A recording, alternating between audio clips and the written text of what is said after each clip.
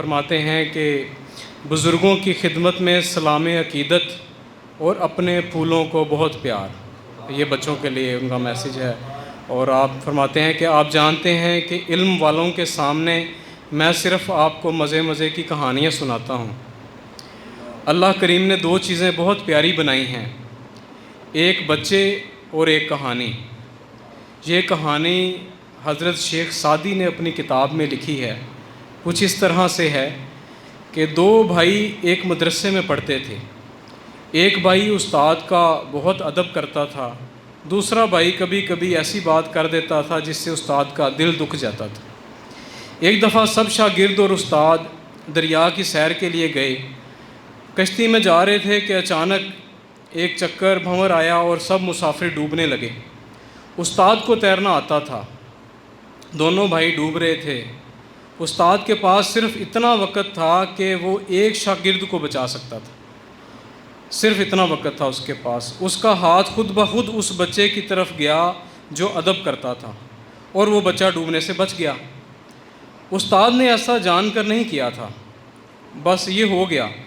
پیارے بچوں، جب بھی اللہ کی رحمت آتی ہے تو سب سے پہلے اس بندے کو ملتی ہے جو ادب میں زیادہ آگے ہوتا ہے۔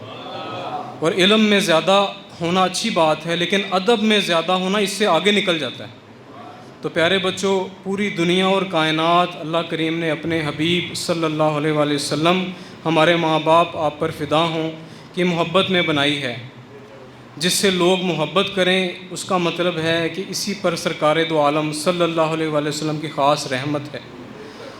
سرور دو عالم صلی اللہ علیہ وآلہ وسلم نے پرندوں سے، درختوں سے، جانوروں سے، دنیا کے تمام انسانوں سے اور جو اللہ کی بنائی ہوئی مخلوق ہے اس سے محبت کی ہے۔ آپ بچے سرکار دو عالم صلی اللہ علیہ وآلہ وسلم کی عطا کی ہوئی کتاب حفظ کر رہے ہیں۔ اندازہ لگائیے کہ سرکار دو عالم صلی اللہ علیہ وآلہ وسلم، ہماری روحیں آپ پر فدا ہوں، آپ سے کتنی زیادہ محبت کرتے ہوں گے۔ اس بات کو یاد رکھنا، اس پر فخر کرنا، اسی پر شکر کرنا اور اپنے آپ کو خوش نصیب سمجھنا ہے، اور ہمیشہ خوش رہنا، سب سے پیار کرنا اور اپنے آپ سے بھی پیار کرنا۔ آپ اور یہ خانقاہ اور یہ مدرسہ بہت خاص ہیں، یہاں رحمت ہی رحمت برستی ہے۔ اللہ کریم اس میں اضافہ فرمائے۔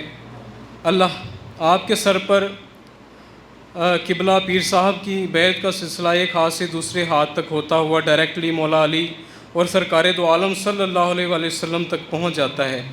اس لیے منہاج الرسول سرکار دو عالم صلی اللہ علیہ وآلہ وسلم کے اپنے دستے مبارک سے لگایا ہوا پھولوں بھرا باغ ہے، باغ بہشت اور جنت کو بھی کہتے ہیں۔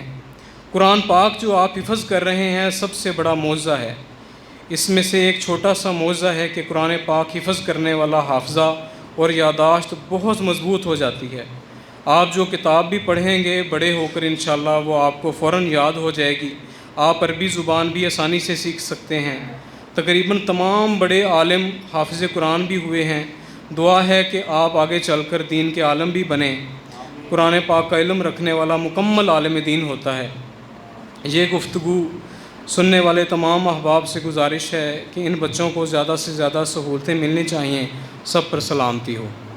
یہ ان کا میسیج تھا جو میں نے پڑھ کر سنا دیا۔ ان کے لیے خصوصی دعا کیجیے گا، وہ اس بار نہیں آ سکے۔